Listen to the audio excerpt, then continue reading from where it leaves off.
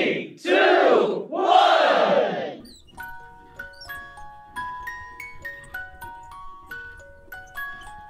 Hello বন্ধুরা, কেমন আছো?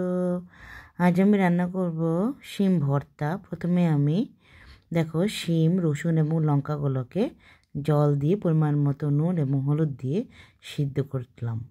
এবার সিদ্ধ করার পর এটাকে উঠিয়ে নিলাম। এরপর সবগুলোকে আমি মিক্সার গ্রাইন্ডারে পেস্ট করে নেব।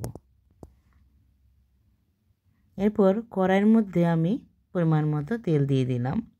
এর মধ্যে আমি কালো জিরে ফোড়ন এবং শুকনো লঙ্কা ফোড়ন দিয়ে দিলাম।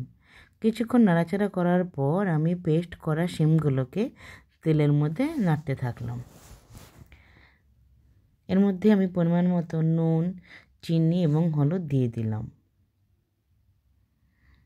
দেখো আস্তে আস্তে যখন নাকি নাড়াচাড়া করতে করতে জলটা শুকিয়ে আসবে, আমার দেখো ভর্তাটা প্রায় তৈরি হয়ে আসছে।